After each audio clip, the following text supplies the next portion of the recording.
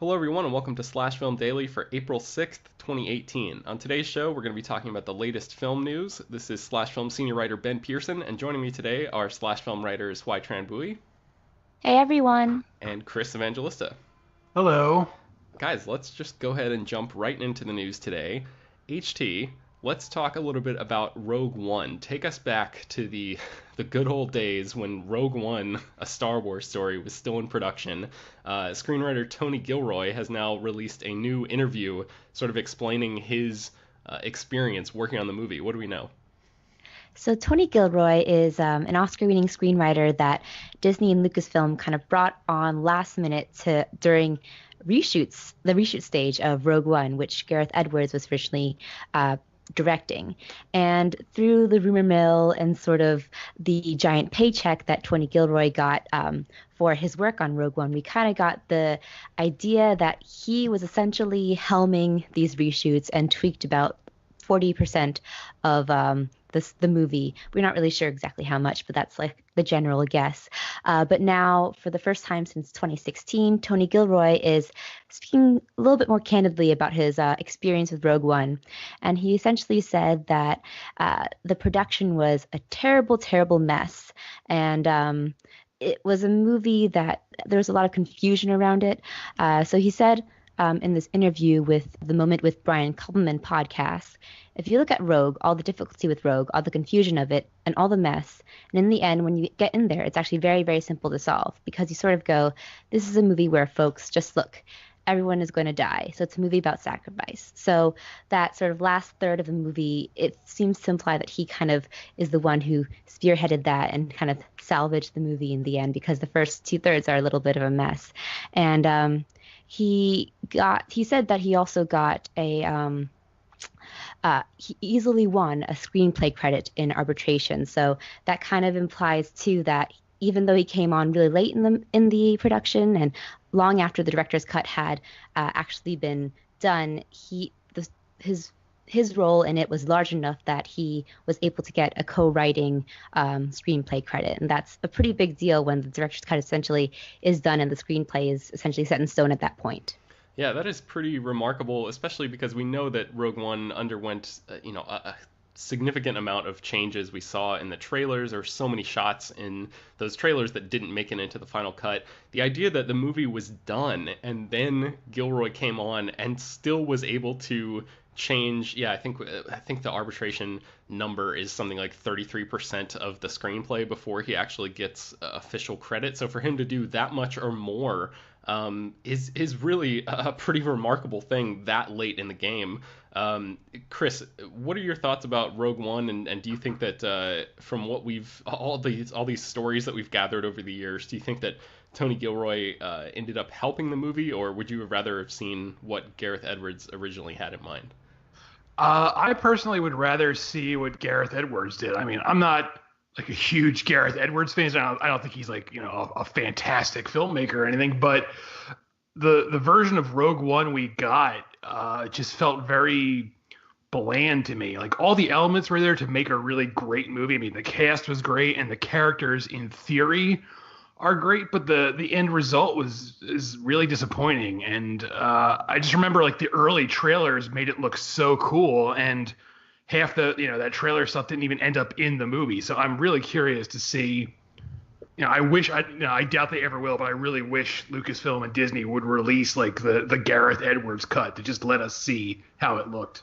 Yeah, at this point, Lucasfilm and Disney are building up so many potential options for them to maybe release these, original cuts from, people like Lord and Miller and stuff like that from for all these things. And like you're saying, I don't think that's ever going to happen. But, let's say 25 years go by and they're like, hey, let's try to make some extra money off this stuff. I mean, maybe one day they could end up releasing some of that stuff. I'm not sure, like, contractually they would be legally allowed to do that based on all of, whatever they have written into those contracts with these filmmakers that they've since sort of parted ways with. But that would be a really fascinating thing to see. HT, what do you think about Rogue One?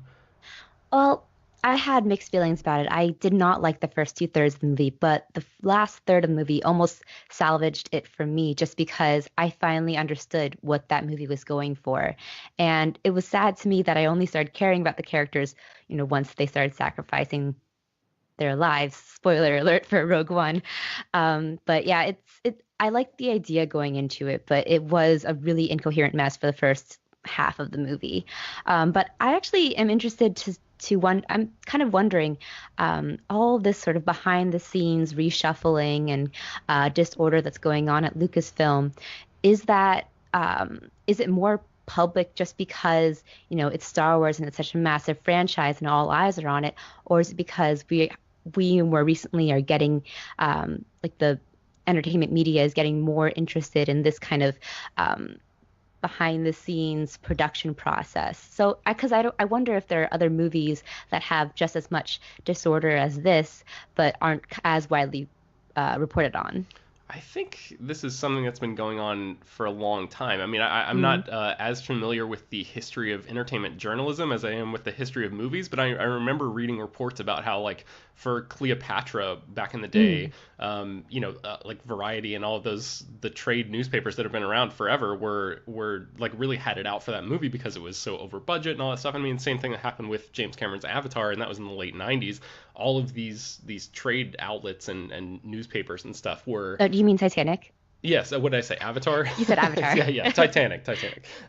Yeah, they were like documenting all of this stuff. So I think the interest has been there for a long time.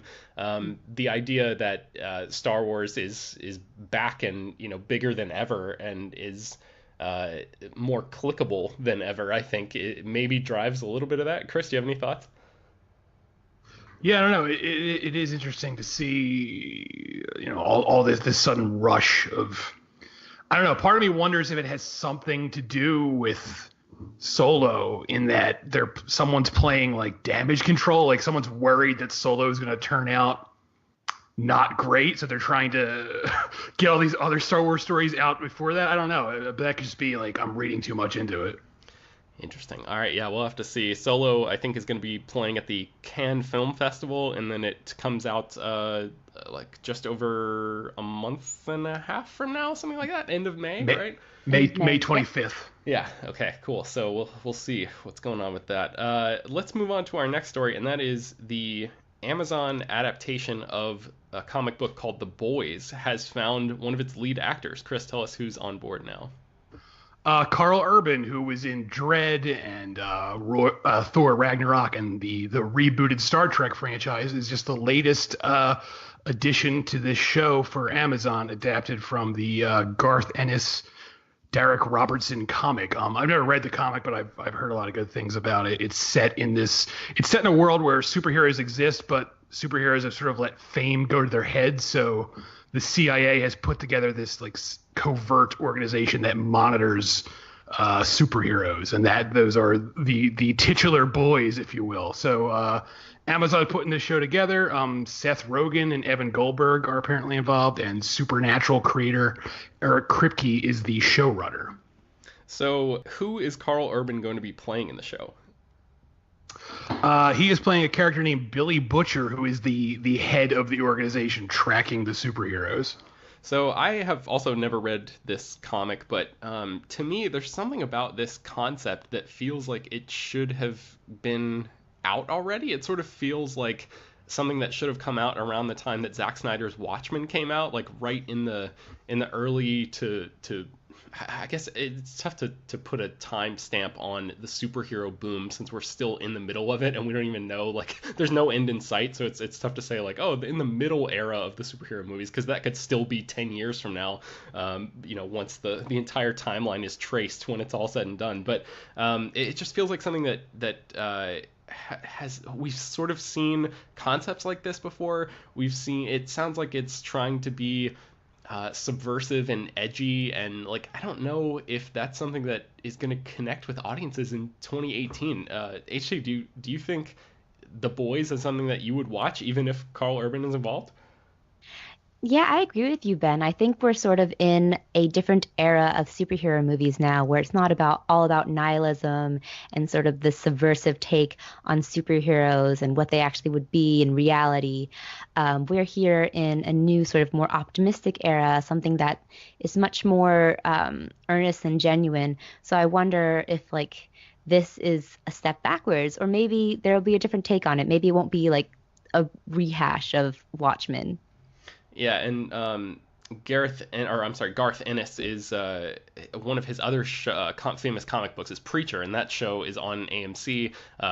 Seth Rogen and Evan Goldberg are involved with that show, and it's pretty accurate to the comic books in the tone of it. It's not quite as intense because Ennis was able to get away with a lot more on the page than you can even on a cable network. So it'll be interesting to see what Amazon does with it because we haven't really seen something quite this edgy from them before. But Chris, are you interested in watching this show? I think Karl Urban is like the main quote unquote name actor in this thing. He's certainly the person with the most star power. Are you gonna check this out?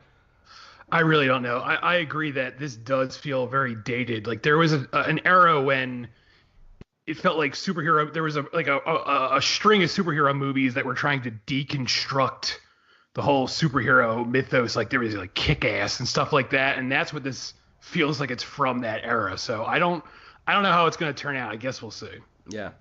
All right, so let's talk a little bit about a Dungeons and Dragons movie. So this was sort of interesting. I was at the Hollywood press junket for Rampage, the upcoming Dwayne Johnson film, yesterday. And during the press conference, Joe Manganiello, the guy who starred in True Blood and he played, I think, Deathstroke very briefly in Justice League, he revealed that Dwayne "The Rock" Johnson was actually in talks to lead a Dungeons and Dragons movie at one point. So one of the moderator asked Joe Manganiello how he came to be in Rampage, and he said, "I wrote a version of a Dungeons and Dragons film when it was at Warner Brothers, and I found out that Brad Payton, who's the director of Rampage, was a big fan of the property and was looking to direct a Dungeons and Dragons film. I think they were also talking to you about that." And he like pointed to Dwayne Johnson, who nodded. So I got my agents to connect me to Brad, and I said, "I want to talk to Brad and see what his idea is. I have this script." We got on a Skype call, and after a few minutes, Brad was like, "Hey man, listen, I'm down in Atlanta. I'm getting ready to shoot this movie Rampage. I've got this great role if you want to play it. Why don't you come down? We'll shoot this movie. We'll talk about Dungeons and Dragons, and we'll go from there." That's how I ended up in Rampage. So we didn't have the chance to follow up and ask about the status of that project or whether or not Johnson is actually still in active discussions about maybe starring in this thing.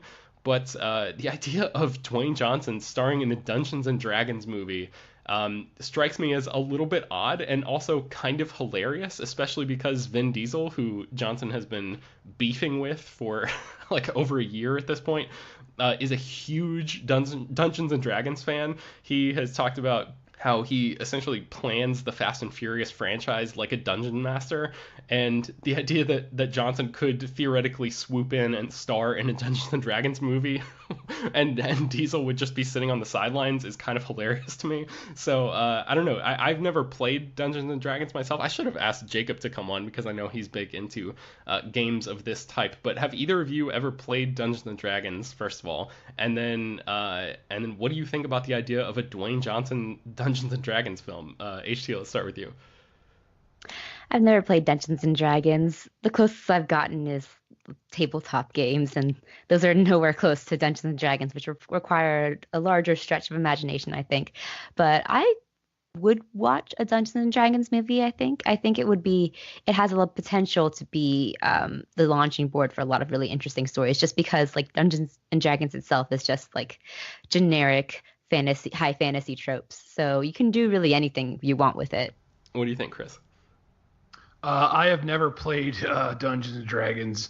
It actually, to me, it makes sense that if they were going to make a Dungeons and Dragons movie, which they are, that they would approach The Rock, because it just seems like anytime there's like a quote unquote generic action franchise tentpole, like he's the one they go to like make it seem legitimate. Like, you know, when they made that G.I. Joe sequel, they added him to that, and then they added him to the Fast and the Furious, and then they added him to Jumanji. It just seems like he's like the go-to guy in Hollywood for high concept ideas like this. So it just seems plausible to me. Yeah, I wonder if there are people who and like I've never played the game, but I'm into the idea of playing it. It sounds really fascinating, and I think it's all about, from what I can gather and watching a community episode about it, it's all about the dungeon master and how they sort of bring people into that world. So there are a lot of different ways that a movie could go. But I wonder if there are people who grew up playing D&D who are really into this world still, who are hearing this and reading about these versions of the movie that are floating around out there and are just heartbroken because these two jacked guys, Dwayne Johnson and Joe Manganiello, are like the total jocks of Hollywood, are attached to this property. It seems very against the typical stereotypical depiction of people who play Dungeons and Dragons. So I wonder Yeah. what people think about that. Yeah, I feel like a Dungeons and Dragons movie, like what you would think of is something very serious, but when you add Dwayne Johnson into the mix, it suddenly becomes extremely campy or like high octane kind of silly action film. Hmm. But I think, I think he would make it more fun, honestly. It would make it less sort of self-serious, and he could play an orc or something. Oh, okay, I don't really know what the elves are. I'm sorry. Please don't like get angry at me because I don't know the names of the The Dungeons and Dragons creatures. creatures. Yeah.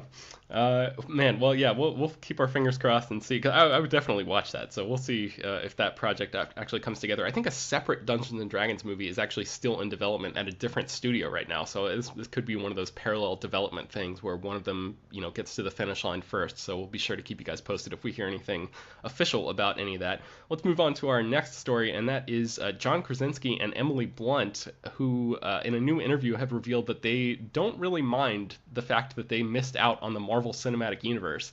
Chris, paint us a picture. For those who don't remember, how were Krasinski and Blunt potentially going to be involved with Marvel?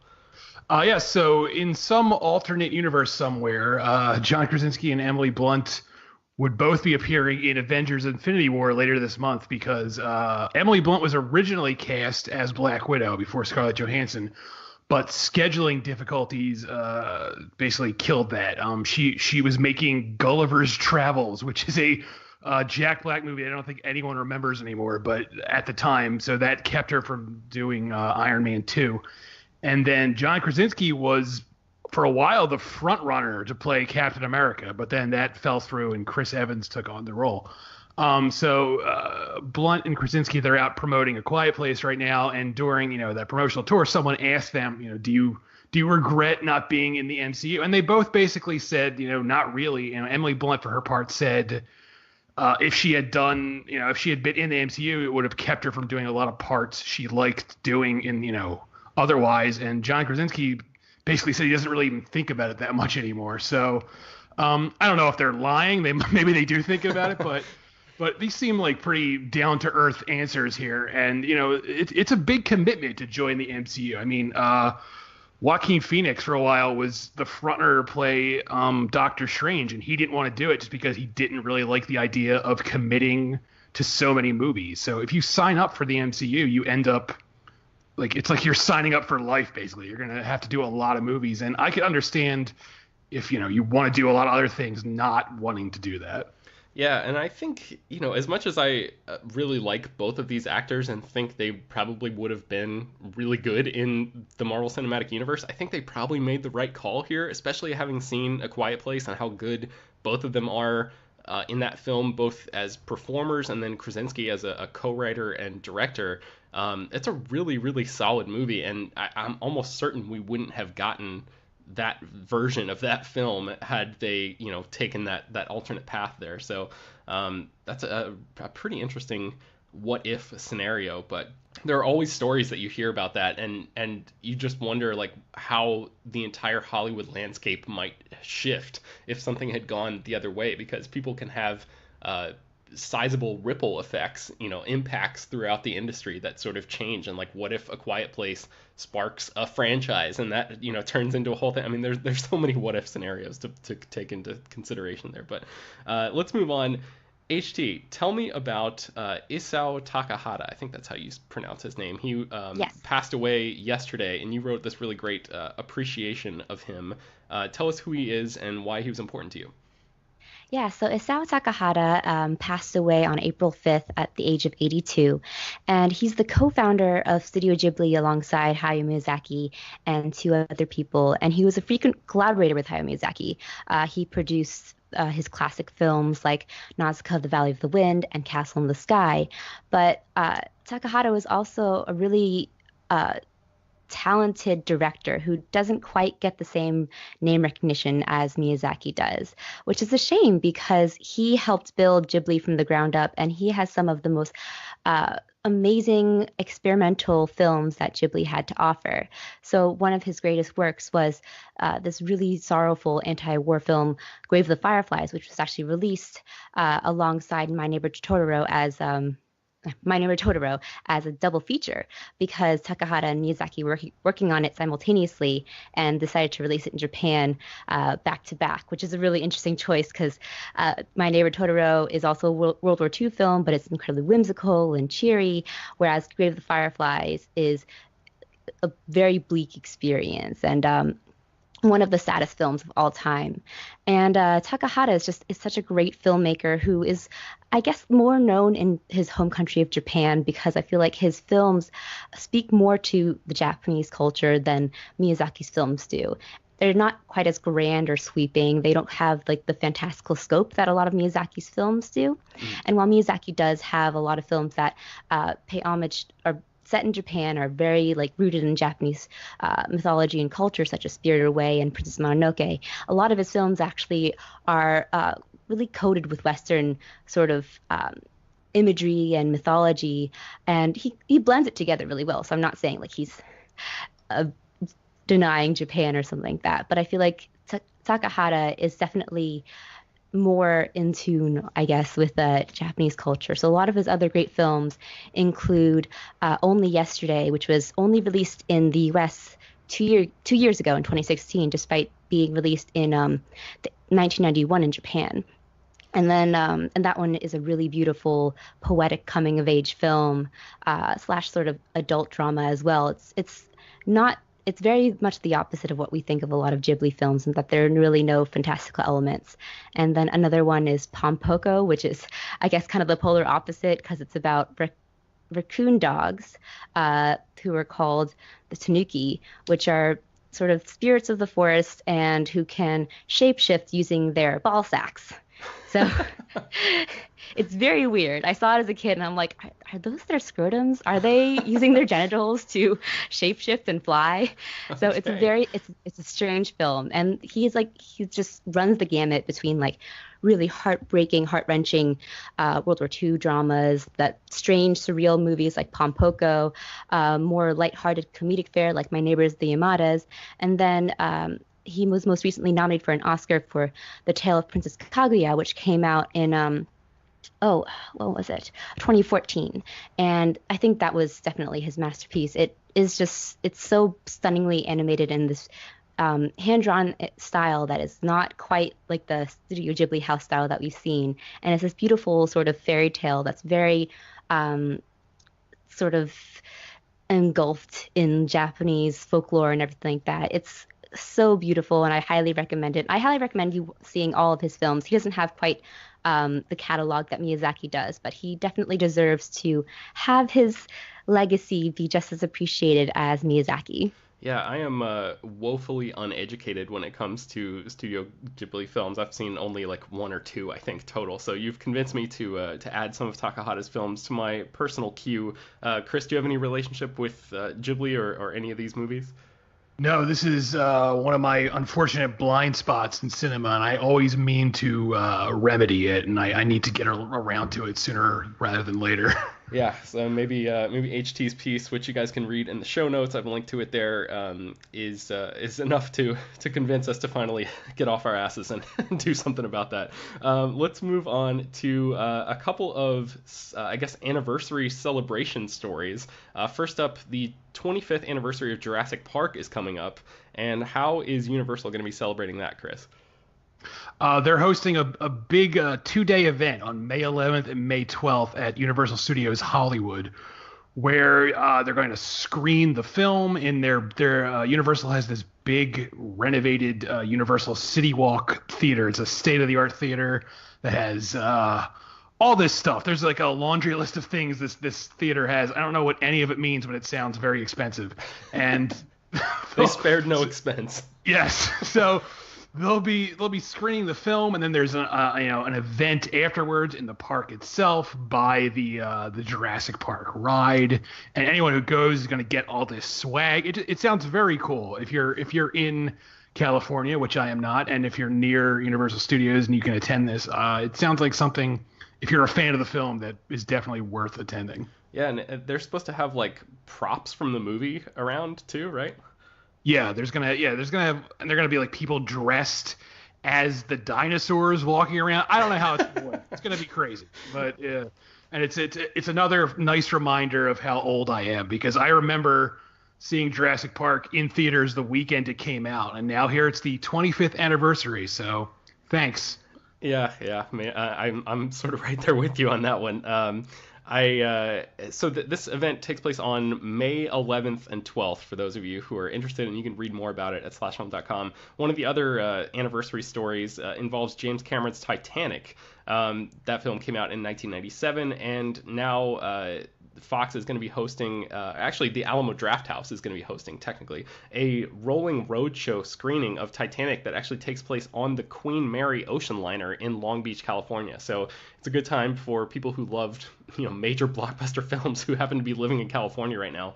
I remember hearing about the rolling roadshow before I moved to California and thinking like how amazing that idea sounds. Like Drafthouse, essentially, for those who don't know, the rolling roadshow concept is Drafthouse organizes these screenings all across the country where they will play a movie in a location that's thematically appropriate for that movie. So I think they've screened Jaws in a pool where everyone sits on, like floaties and stuff and just like hangs out in a pool and watches the movie that way. I remember reading about this one where they went to they screened Close Encounters of the Third Kind at Devil's Tower in Wyoming, which is like a key location in that movie. And that just seems like an amazing, cinematic experience to have. And this one is about as close as you can get to being on the Titanic, because the Queen Mary is actually part of the same White Star Line that the Titanic was a part of, and it's actually, I think, 1.5 times larger, the ship, than the actual Titanic. But there's a museum. It's docked in Long Beach right now, and there's a museum, and they have like a Titanic exhibit there with photos and artifacts and stuff from the actual ship. And they're going to be hosting this screening on, what is the date? Let me make sure I get this right so everyone knows, April 21st, 2018, which is just like a week or so after the 106th anniversary of the actual sinking of the Titanic. So tickets will include a self-guided tour of the ship, so you can like wander around and check everything out yourself, and then they're actually going to be screening the film and stuff there too. So it sounds like if you're in California and interested in any of that, this is a good period of time for you to check out these really cool screening opportunities. Is this something that either of you would be interested in if you were out here, HT? Are they going to sink the Titanic? That's the question. Sink the Queen Mary? Yeah, that would be a way to certainly bring it down, make some more headlines out of it. Would you want to watch Titanic on a ship like this? Yeah, I think that would be a really cool experience. I once watched Jaws while in a swimming pool, so Nice. that was pretty fun. Yeah, so I would go do it, but it is on the opposite side of the country for me, so Not exactly probably practical. not. Yeah. Chris, what about you? Is this something you would see? Absolutely. I wish this were near me, because I would definitely do this, because I am unashamed to say I really like Titanic. I know there's like there's been weird backlash about that movie over the years, but I unapologetically like Titanic, so I would do this. Yeah, it's been on TV a lot lately, and I've caught, different parts of it, and just like I get sucked in every time. It's so well constructed and just a really, really solid movie. So if anybody out there has not seen Titanic since '97 and have sort of been brushing it off or dismissing it, I would highly recommend go back and check it out, because it's totally worth revisiting. Who just likes Titanic? It's a romance and an action film and historical epic all in one. Yeah, it's really great. I mean, I don't think you guys need us to tell you that Titanic is great, but that's where we are. All right, that's going to bring us to the end of today's episode of Slash Film Daily. This show is published every weekday, bringing you the most exciting news from the world of movies and TV, as well as deeper dives into the great features you can find at slashfilm.com. You can subscribe to Slash Film Daily on iTunes, Google Play, Overcast, Spotify, all the popular podcast apps. Email us at peter@slashfilm.com, all of your feedback, questions, concerns, comments you might have. And if you do, be sure to leave your name and general geographic location in your email in case we mention it on the air. Don't forget to rate and review the podcast on iTunes. That really does help us out a lot. So tell your friends about it, spread the word any way you can. And let's go around the circle really quickly and tell people where they can find more of our work online. HT, let's start with you. You can find me every day at slashfilm.com, and I'm on Twitter at HTranBuoy. Chris? I'm also at slashfilm.com, and I'm on Twitter at Evangelista413. You can find me writing at Slash Film as well. You can find me on Twitter at Ben Pearson. Thanks for listening, everybody. We'll see you guys on Monday.